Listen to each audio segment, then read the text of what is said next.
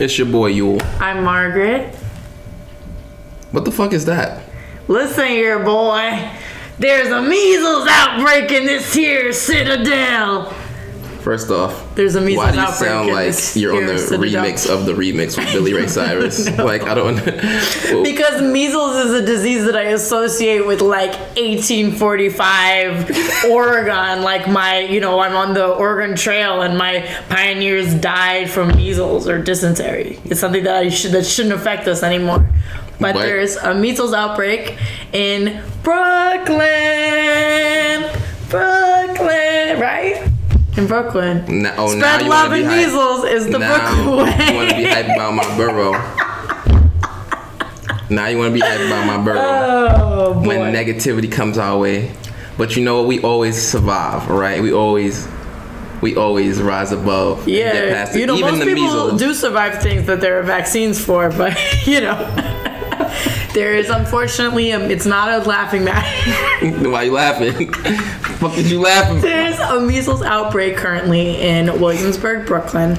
I actually saw a lot of people commenting like, oh, what do you know? White people move to Williamsburg and they bring disease with them. History repeats. It's a funny joke, but unfortunately the measles outbreak is in the Orthodox Jewish community that's been there for quite some time. Well, they probably started. So yeah, this is a weird one. I'm not gonna lie to you. Yeah. Why aren't people vaccinated for this? I mean, so when we were looking it up, when you're in private school, it's not required that you're vaccinated. There's nothing particularly in like Jewish doctrine, like Jewish religious law, that says that you shouldn't vaccinate. And actually, we were reading that there is a specific law that says that you're responsible for your health and the health of the community, aka vaccinate. But it's apparently this whole like wave of people not vaccinating their kids is linked back to a magazine that was being passed around the Orthodox community, basically full of conspiracy theories and like kind of linking vaccines to Nazi Germany. And I kind of like, you see that in a lot of communities where like conspiracy theories have turned out to be fact. You know what I'm saying? Like the government gave black men syphilis and like, all that. So it's like, I understand like, no, I don't. No, I don't understand. Like, I know. You know what I'm saying? I feel like now this is like an anti-vaxxer conspiracy that they infiltrated the Jewish community. Right. Like, it's such a like I said. First off, everybody should be vaccinated. Like, like you said, it doesn't say anything in Jewish law that you shouldn't be, but it just happened to break out in that community. I know. I mean, because they're a very like isolated community, so it's kind of like if some certain information spreads, there's no other source that's contradicting it. Do you know what I'm saying? Exactly. They like have their own like news sources, and they go all like right together in that way. So one thing affects one person, kind of affects everybody. So here we are, and I just want to publicly apologize for all the times that I called the Bronx the dirtiest borough, because they never had a previously, non-concerning So what you're trying to disease. Say what you're trying to say. Break out as an epidemic. No, I think it's just implied. So what's the dirtiest borough if not the Bronx? I just think it's implied. What is it? What's implied? It's implied. What's that? Brooklyn. Oh, so she's coming from Brooklyn. This is what we do in this episode? No. It's really First off, Queens is just a parking lot for airplanes. We just land there and leave. Like, what do you guys do? Yeah, I mean, you land there and you leave, but at least you aren't spreading your diseases there. You come back home and do that, I guess. But the crazy thing is that you heard about the vaccination parties, right? Yes. Or not the vaccination parties, the measles parties? Yeah, measles parties. I guess that sounded so ridiculous. I said something that sounded more rational. A party where we give vaccinations. No, it's a measles party. Where parents purposely expose their children to measles. It's exactly what it sounds like. That's the problem. I can't even wrap my head around why this would be a thing. So crazy about it to me. Essentially, that's what some vaccines do. They expose you to the disease at a manageable level, so that your immune system can fight it off. It is, but there ain't no party for it. There's not. But there's no get together where we're just let's all They're anti-vaccine, but they're doing party, something like you said, vaccines would do. make more sense. You'd be like, all right, here's a party. We're making sure all our kids are vaccinated, everybody's protected. No, let's just expose Yeah. our children to this disease. It's crazy. All I can tell y'all is don't be breathing too much around people from Brooklyn. You don't know what they're carrying. First off, I would say don't breathe around people that are half Jewish because there has half of a chance that they might have measles. And so now, fuck off, Margaret. You're not gonna talk about my borough like that. We have gone down the black hole of anti-Semitism where we so I don't care. That's what we often at now. find Brooklyn versus ourselves. I don't care. Brooklyn versus the world. Brooklyn versus the world. All right. You know what? Let's move on to the side we share. Reparations. Let's talk reparations.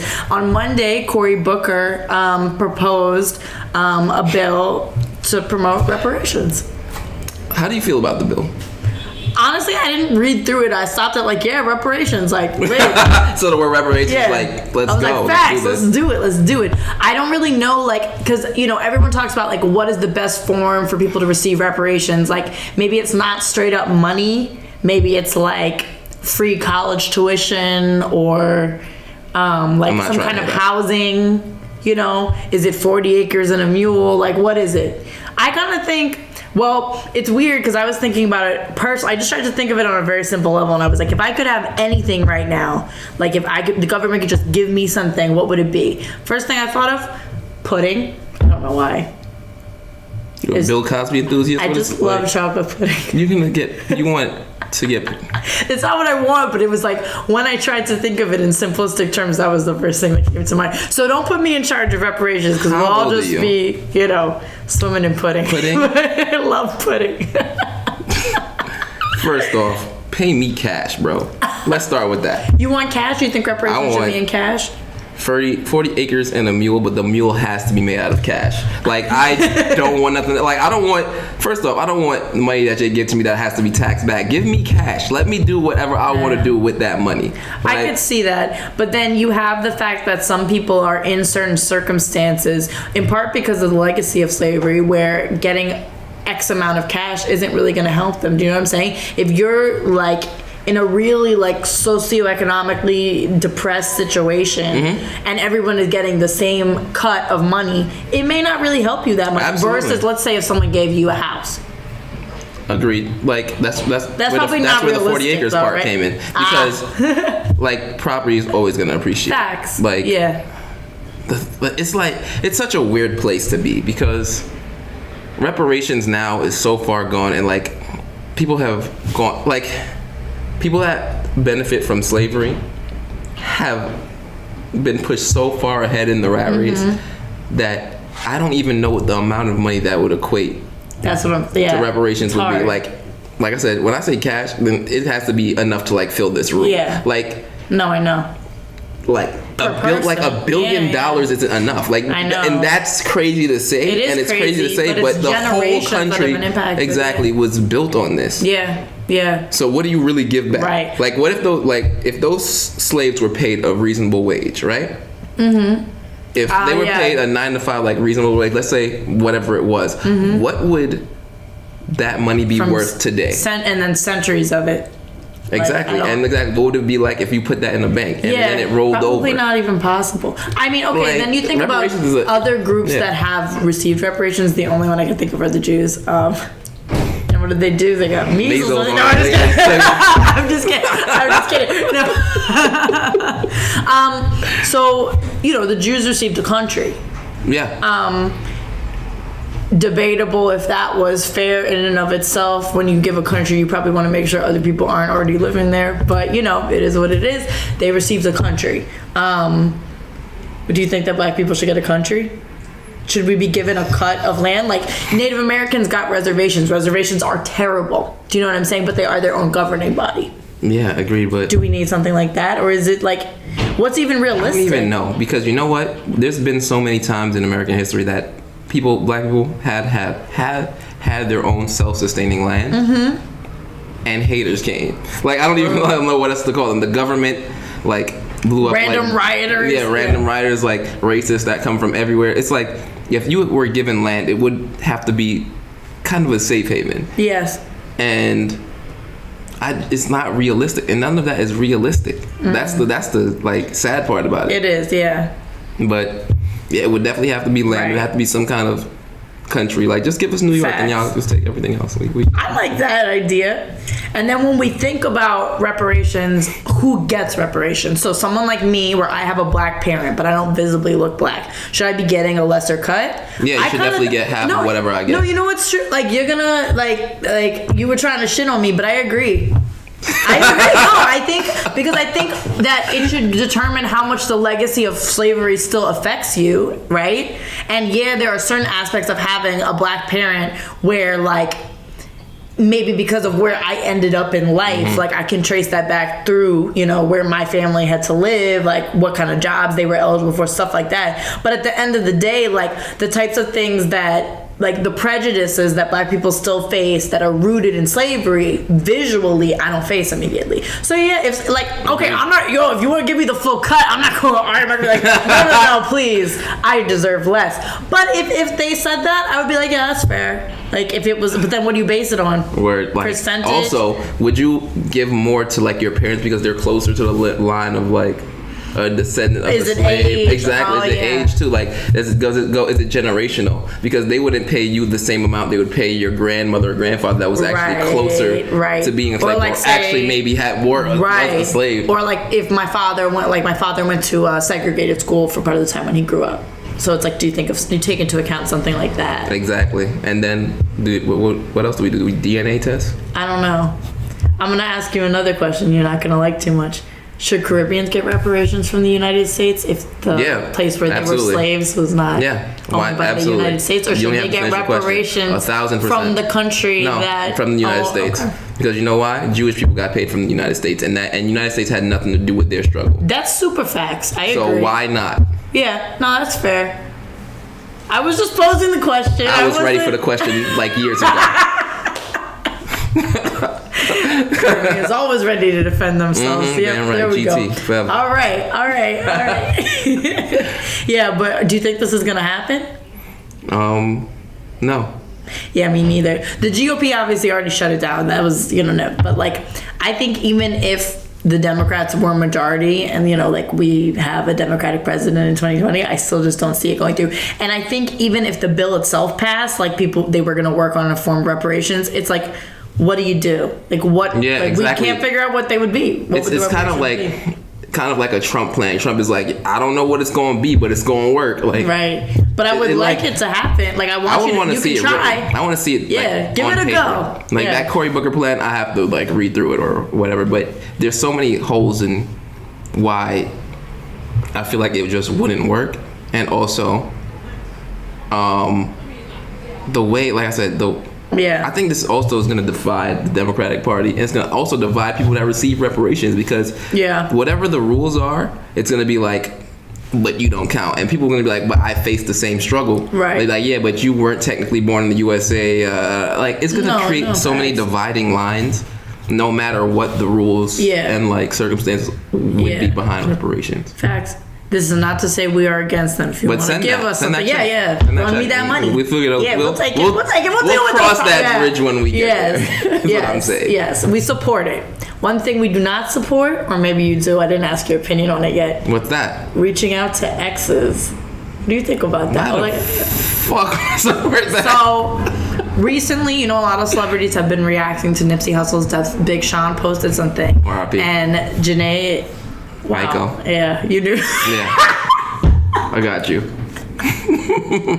That pause of doubt. Janae, let me not ever this woman's last name. Janae left a very, those paragraphs that, you send your ex when you, well, actually, I've never texted Do an you ex know drunk. those But I've sent those paragraphs sober. But usually with someone I'm still dating. If I'm done with someone, it's over. I'm not going to be wasting my paragraphs on you. If we're still in it to win it, read my paragraphs. But otherwise, no. But right? I couldn't deal with the rejection. I have too much ego. But, so she left a public version of that paragraph you text your ex. It was a comment on his Instagram post honoring Nipsey Hussle. First of all, I'm not going to critique how people move, but I'm like, why would you send that publicly? Why wouldn't you just DM that to him. Like, I'll always love you, I'll always support you. It's a nice message, but I feel like celebrities feel the need to always do everything performatively and for the public. That's not to say she wasn't sincere, but I just feel like Agreed. it was such a private message. Like, why do celebrities send private messages publicly? I saw that Big Sean video, and it was basically like people like love people while they're here kind of thing. Yeah. And I guess it was a decent reply to actually what the post was. The reply was, yes, I agree. Because it was just like, love people while you're here. So it was just like kind of like, hey, on this post I'll say it like I love you. I feel that, yeah. Here, whatever, I'm not overly critical. It just was like to me, maybe because I'm such a private person, I'm like, why you not DM that? Right, yeah, For real. For real. But yeah, it also could be for sure. I don't really think, very much like on the line. You can do something sincere and still have it be kind of performative. You know what I mean? Yeah, absolutely. So, but someone on the Shade Room commented and was like, y'all, be strong. This isn't a sign to text your ex. Yeah, facts. That does not mean that all of you out there just go, wow, she's texting her ex her real feelings. It's my turn. It is not your turn. It is not your time. Put your phone down. No, do not. Back away. It. Back away. Far away. Far away. And especially... Put down the thought juice. If your ex's friends hate you, definitely don't do it. This sounds personal. What? There you go again. If you're not going to tell the story. The story was told already. I don't think. All right, whatever you will. So anyway, is it something you've ever done before though? If like something bad has happened, have you reached out to an ex? No. Oh, okay. I have. Yeah. Yeah, and I'm really not big on that. I've never reached out to anybody like in an attempt to like reconcile. I think like if it's just to tease them at the possibility of rekindling the relationship and then leaving again. That was a cruel read. That was an attack. No. I've done it like if something bad has happened to like someone we both knew. You know what I'm saying? Like or even if like. A moment of solidarity. Yeah, or if I know something bad happened to them, just to be like, I hope you're doing okay. Or if something good happened to them. Just to be like, yeah, I know everything's not well right now, but also remember that you lost me. No, just like to be like, I always make it very clear. Like, I think if you do something like that, you have to make it clear why you're reaching out. Like, you have to, like, you have to, which I'm guilty of not always doing, but you have to make it clear that it's like, we're not going to have a friendship, or I'm not trying to rekindle this romance. I just want I feel like to you see should just leave it good. all the way alone. What if like you just want to tell someone you're proud of them? No, also that, just leave it alone. What if you just want to like, okay. They're like, thank you, you're proud of me, let's have dinner. And then what? Well, that's why I think you have to initially set the boundary, no? Hey, I don't fuck with you like that, but I'm proud with you. Like, what do you say? Just give me, no. Give me one or two sentences setting the boundary, but also telling them you're proud of you. You know what? I didn't come here to be attacked all the way in this land. What I'm trying to say is there is never a good reason to text your exes. Leave them a fuck alone, all right? They don't need to be bothered by the presence and thoughts and go back into their camera roll and look at old pictures of you guys together. Leave them the fuck alone. Move on with your life and let them move on with theirs. Okay. We'll leave it at that. I think I gotta get out of here because I feel like I have like a a little cough coming. That's whooping cough. I don't even know what measles involves. Seems, like I said, doesn't seem like a Brooklyn problem. I'm pretty fine. They're immune to it. It's just in their air. All right, guys, this is Can We Talk About It? I'm Margaret. Don't text your exes.